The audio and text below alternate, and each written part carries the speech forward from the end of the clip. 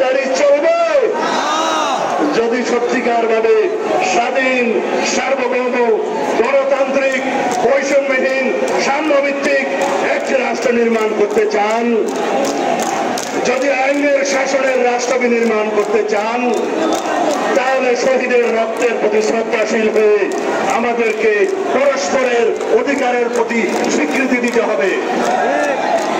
আপনারা কেউ আইনি হাতে তুলে নেবেন না। সবাই ধৈর্য ধরুন, সবাই সুশৃঙ্খল থাকুন, গণতান্ত্রিক আন্দোলন সংগ্রাম চালু রাখুন যতদিন পর্যন্ত এই অন্তর্বর্তীকালীন সরকার গণতান্ত্রিক ব্যবস্থায় ফিরে যাওয়ার ঘোষণা না দেয়, ততদিন এই আন্দোলন অব্যাহত থাকবে। নির্বাচনমুখী যাবতীয় জরুরি সংস্কার এই সরকার করার দায়িত্ব আছে, বুঝলাম, কিন্তু সকল সংস্কার বাস্তবায়নের দায়িত্ব একমাত্র নির্বাচিত সরকারের। সুতরাং নির্বাচিত সরকারের কোনো বিকল্প নাই। আপনারা সংবিধান সংশোধনের জন্য পরামর্শ দিতে পারেন, কিন্তু সেই সংবিধান সংশোধন করবে নির্বাচিত পরবর্তী পার্লামেন্ট।